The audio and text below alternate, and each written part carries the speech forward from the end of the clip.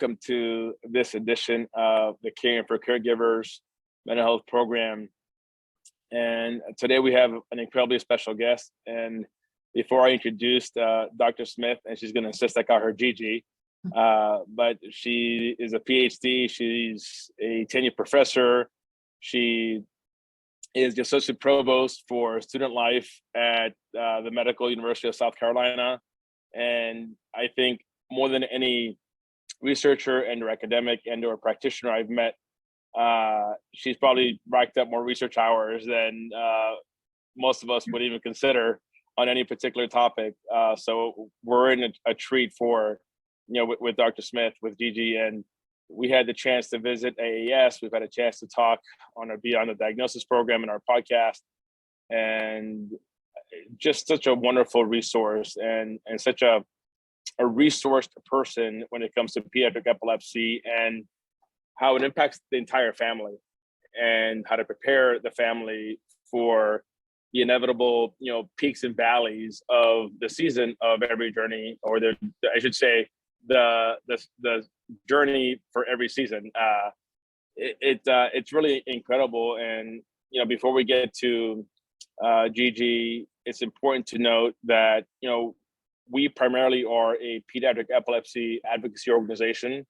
We fight for families to get to level 4 epilepsy centers as urgently as possible for an appropriate diagnosis and treatment. But we also realize that basically the diagnosis is just the beginning of the journey for families. So we really have been very intentional of creating programming that allows us to wrap our arms around families after the diagnosis and support them every step of the way. And one of those areas that we saw as a leadership, with Chrissy Grease, our CEO and visionary founder, and our medical advisory board and our board of directors, was this space of mental health and the lack of resources, the lack of attention, almost the kind of tacit shame that exists, and maybe the stigma of mental health. And, warrior parents feeling like they have to be Superman or Supermom and grind through everything without necessarily, taking care of themselves, from a mental health perspective, or even acknowledging, because of in their words, because I'm just paraphrasing from what we've heard already, is like, how can I even think about self-care or my mental health when my child is experiencing X or Y or Z? So we recognized that, mental health was an opportunity for us to provide more support for families. And we thought it was an important enough topic to open it up for all caregivers of medically complex children, not just those who have, pediatric epilepsy as an underlying diagnosis, but all parents and caregivers of medically complex children. And we're able to do that through the generosity of our partners and sponsors, primarily Jazz Pharmaceuticals, our signature sponsor for the Caring for Caregivers mental health program. They've been a fantastic supporter, and I'm happy to announce that they've re-upped their partnership and financial commitment for 2023, which makes us very excited because, by all accounts, this has been just not just great for us to be able to provide support, but we've gotten great feedback from the families who've participated. And then, of course, Neurelis is also a sponsor as well. So thank you for our sponsors. These things, aren't, they take resources. And thankfully we have, those who believed in mental health as an issue that needed to be tackled and talked about in a way that was practical and applicable to daily life. So, we're really grateful for that. And with that, I want to thank, Chrissy for her leadership. I want to thank our sponsors, certainly our medical advisory board and the board of directors. And I want to transition over to Gigi. And as we do, just keep in mind the format for today's conversation for those who are at home watching this. Gigi's going to do a short presentation.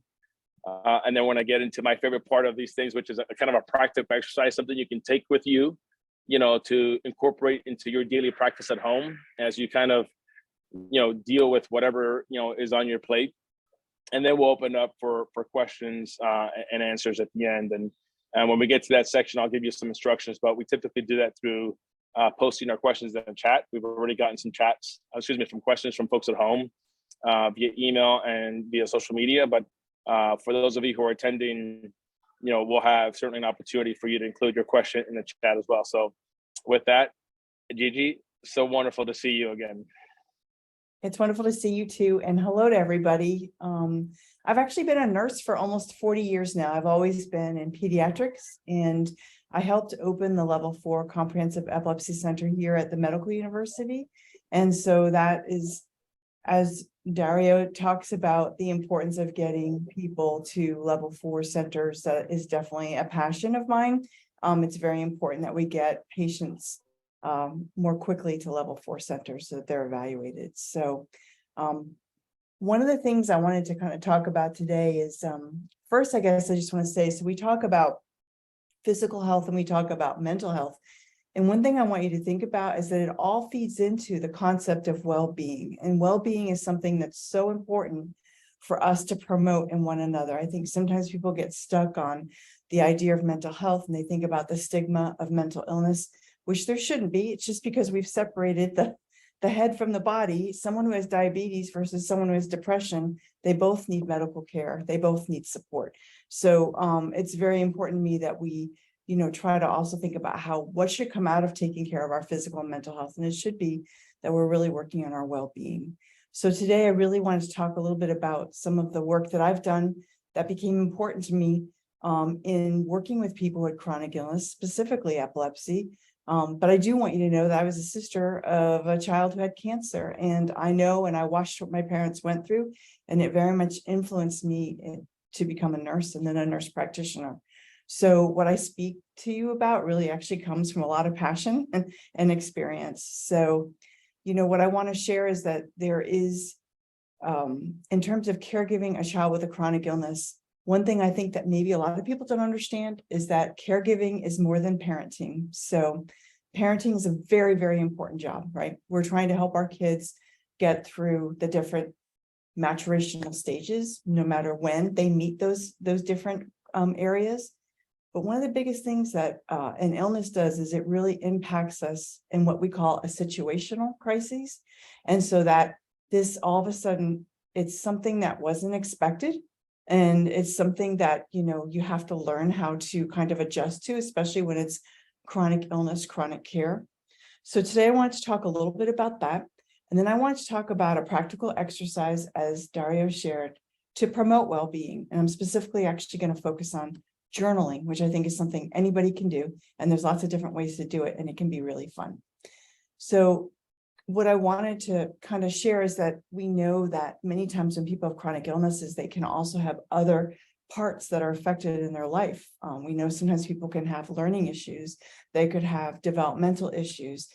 They might be more prone to having anxiety or depression. That's very common in epilepsy, all of those different things. And so what is it? It's not just seizures, it's the quality of life. And it's making sure that somebody is supported to achieve their best development and be able to figure out where they're going, because it's not just treating seizures. What comes out of that, though, that's really hard for parents? Some of you may have heard Dr. Janelle Wagner present to you before, and Janelle and I have been doing research together for 20 years. That's hard to believe.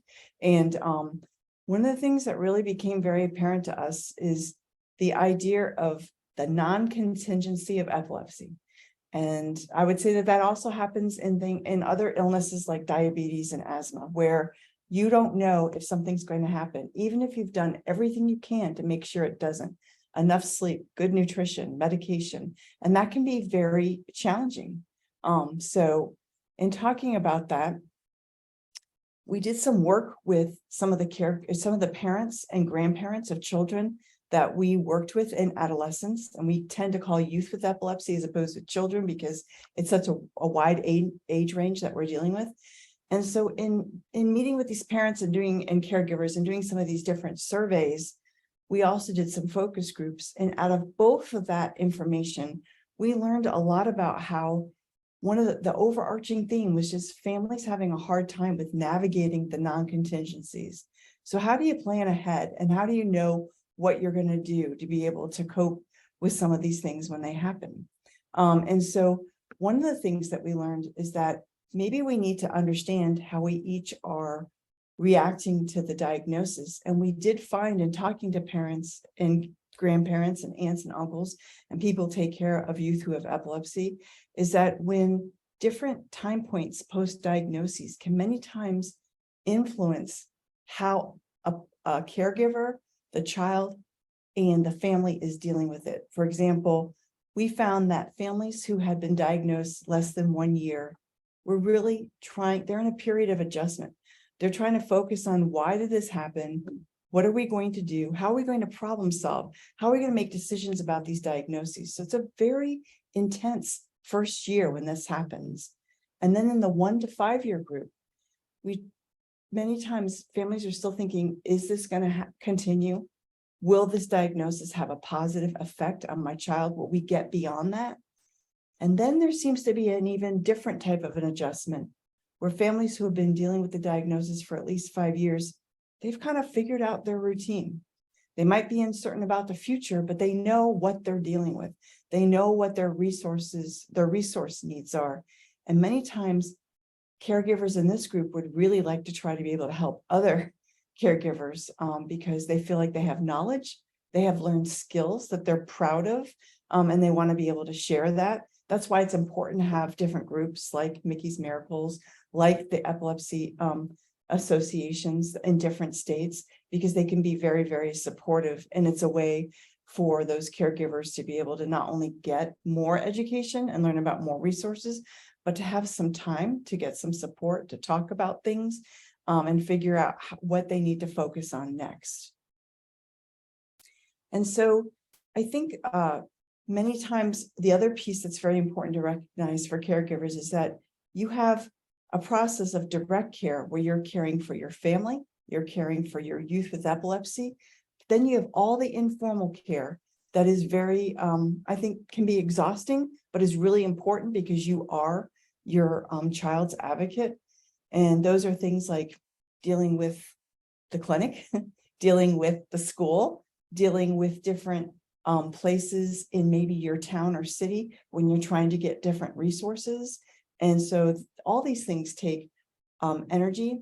And I think one of the most important things to think about with that is, how do we organize ourselves so that we can make sure that we're getting our questions answered? So one thing I think that's really important, because the journey of epilepsy is very challenging, is to make sure that you write things down. And this isn't the journaling part. This is the writing things down for your child or adolescent, because when you go to clinic, it can get very overwhelming. There can feel the pressure of trying to get everything out, ask every question you wanted. And I think making sure that you have the questions you want to ask, that you have the information you want to share readily at your fingertips can make a big difference for you to make sure that you've had your questions answered, or at least you're making a plan to try to answer those questions. If there's things that have to be done, like other tests or other labs and things like that. We do know that when people are a part of groups like epilepsy support groups, which provides social support, when we know that the providers who are working with you try to help focus on problem-focused behaviors, like how do you directly address the issues they're concerned about, whether it's a side effect or a sleep issue or a school issue, that all these things can really decrease caregiver stress, which is very important. And so we also know that even though you may have received the education you need, it was very important to me to always ask and say, what's your most important question that you need an answer to today? Because we have to really try to decrease families' anxieties and fears.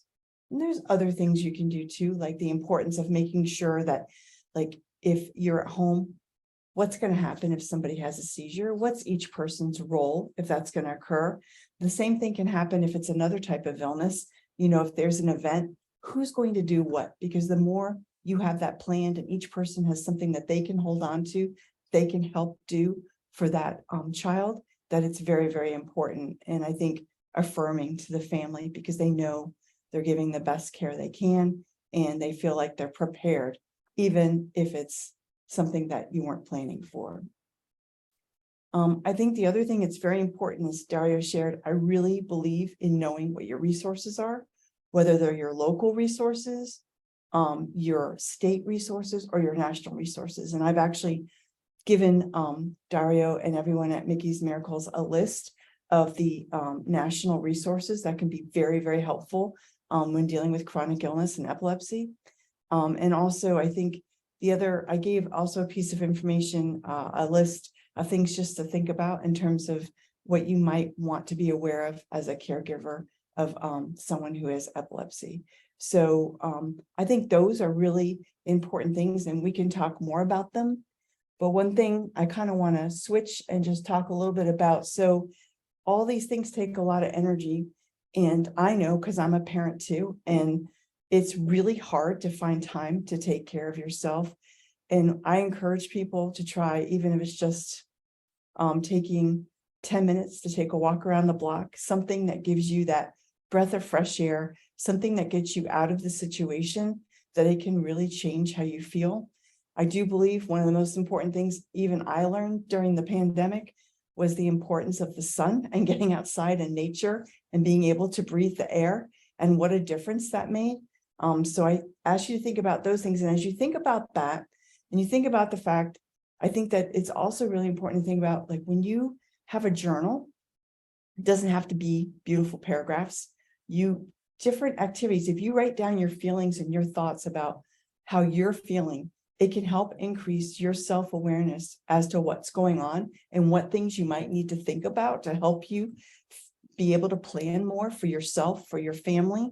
It also can help you figure out what your triggers are. As I've gotten older, I've realized there's certain things that happen that can make me get really upset. And if I try to think about, okay, this is coming my way, what am I going to do to try to reframe this? I may not be able to fix this if this happens, but what am I going to do to deal with the fact that I can't fix it right now, so that I'm okay, my family's okay? And so I think the other piece too is that when you're doing a journal, you could make a list of things. You could draw a drawing, or however you're feeling. So then you can look back on that and think about what that meant to you or how that helped you.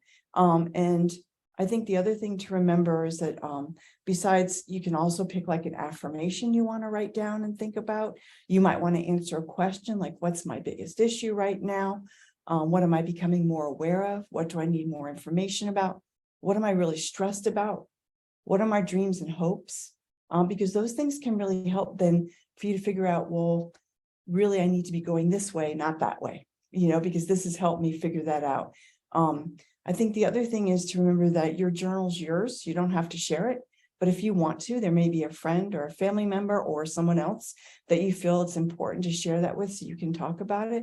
That's absolutely fine. And then I just would stress that your journal is yours. So if you keep anything else for your child, that it's important that it's something that's separate, because you want to keep them separate, because they're two different things in terms of keeping notes about what's going on with your child versus stuff that's going on with you and what you want to think about. So I really think that journaling can help promote well-being, and it can help you think about what you might want to do, or maybe even help you make a goal, especially for yourself, about like getting outside, getting a quick walk in, something that you want to do for you. So I think maybe what I've learned over the almost 40 years of being a pediatric nurse is that these things take intention and they take time. And I don't think anyone should ever knock themselves down because they missed a day of journaling or they missed a day of being able to take a walk. Remember, the next day is a new day and you can start over again. And I think we have to really give ourselves that grace, because you're managing a lot of things. So I hope that that's helpful. And I'm just wondering if there's any questions or what you might, how you proceed to questions and answers, Dario. Yeah, thank you, Gigi. That's wonderful information. I have a journal practice, and one of the things I've, of course, it's still January, so resolutions haven't gone completely by the wayside. But one of the things I've resolved to do is to use my journal more. And I'm fortunate in that I'm not in the position where I have to care for a medically complex child. But even for my own mental health, even through the course of normal quote unquote life and work and family stress, etc., I find it to be incredibly helpful. And the thing that I find from my journal experience is I get to focus on the moments of gratitude, Yeah. and the different things that happen throughout the day, even amidst the challenges that I have, to be grateful for.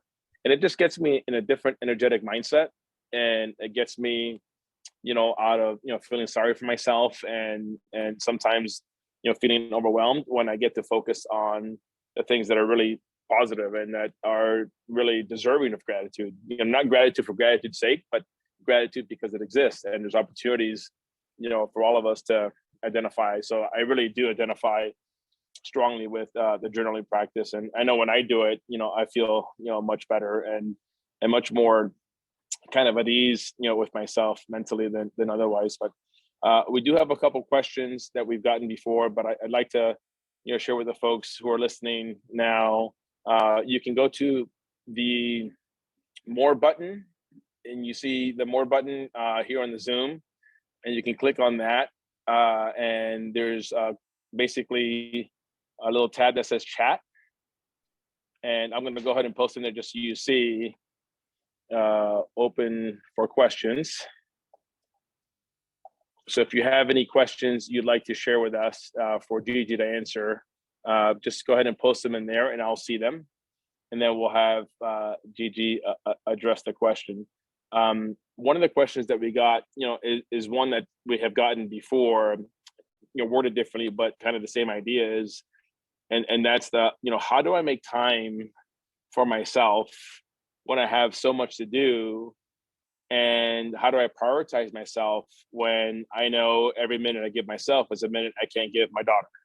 Mhm. We've heard that kind of theme, and it's worded differently, but it's been a kind of a consistent question that we get, pretty much every session. So one thing I think it's important to think about is, if you take those 10 minutes, and even if you're not with your daughter for those 10 minutes, it's going to really improve the time that you are with her. The other thing is, it is important to have other people who can spend time, from your family or friends, who can spend time with your child so that you can have a few minutes. The strength that gives you, getting that breath of fresh air, is really important. And when I hear, and I know myself as a parent and having been a daughter of parents and watching them try to figure stuff out, that the more that you keep thinking about all the things that you have to do, the more overwhelming it can get. And so one of the things that I try to ask people to do, and I try to do myself, is make it part of the schedule. Not that you're thinking, I'm going to make sure I do this by tonight. It's at 5 o'clock, I'm going to get my 10-minute walk in, because because Gigi's going to be here. She's going to hang out, and then I'm going to go get my 10-minute walk in. And it is so important. It's so important for your health, because you know what? We know that parents, grandparents, aunts, uncles who take care of children with medically complex problems, they have sleep problems. They don't sleep well. They're not really always great at making sure they get good nutrition and hydrate with like water. And those are basic things for your health that are so important. So getting those few minutes to get outside or get something to eat, it will benefit not just your child, but you, which means then that you can be there for your child. That's really important. Yeah, that's so good. I love the idea of scheduling it, because, you treat it like something that's almost mandatory, right? Versus I'll get to it when I get to it, because life always happens, and there's a way of having a curveball thrown. And if you don't plan for it, if you don't make time for it, if you're not prepared for it, things are going to come up, and it's too easy. It's too easy to let things come up and not, especially when there's underlying, feelings of guilt, or can I take the time, or, what if I take the time, what happens, when those kind of conditions already exist, and you don't schedule it, there's too many things that can come up that will justify not setting aside that time, so I really appreciate that. This is an interesting question, and it might be, a little personal, Gigi, but this came from a viewer who saw the Beyond the Diagnosis Pediatric Epilepsy podcast and said, we heard that you experienced a sibling with a critical diagnosis, at a young age. how did that affect you, and how did your parents deal with it? Mhm. So, my parents did the best they could. It was a really, really tough situation where, I am older, and so we faced a different set of circumstances, because when my sister was diagnosed with a neuroblastoma, only 1 out of 4 children were surviving, and she did survive, but she was one of the first children to ever get Cytoxin.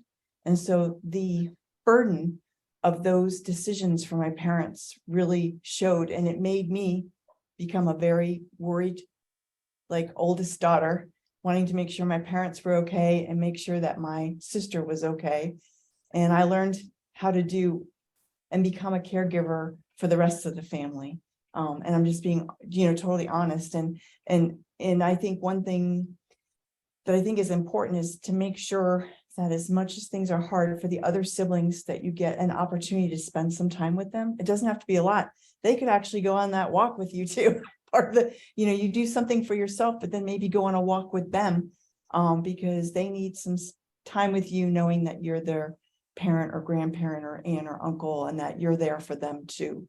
And I think, that's really hard. It's hard to juggle all that. And that's why we need to try to develop those social supports so that we can have those opportunities. Because, and when you're in a situation and someone's sick, sometimes things are going to be missed. And then you just have to figure out, you need to talk about it. You talk about it doesn't mean that they mean any less, and that your other child doesn't mean any less. You just need to have, I think the more you have open conversation, the better that it can be. So those are some of the things. So sometimes I was very proud of who I was as a sister, and sometimes I felt really sad because I missed my sister when she was in the hospital for a long period of time. I missed my parents. And that was really hard, but I'm better for it. And I think the more you talk about it, the better it is. And I got to become a nurse because of it, because that's what I saw, is that really the nurses made the biggest difference for my sister. So that's what I wanted to do. So.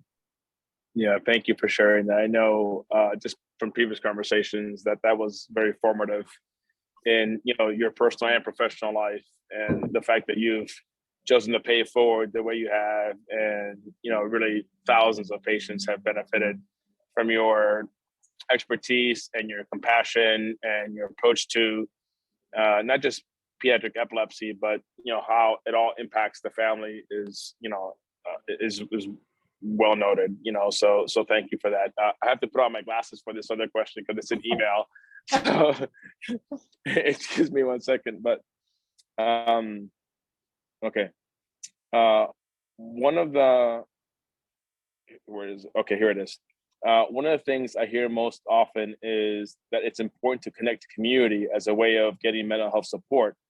I live in a remote area and don't really have other parents, who understand what I'm going through. Where can I go to access other resources online?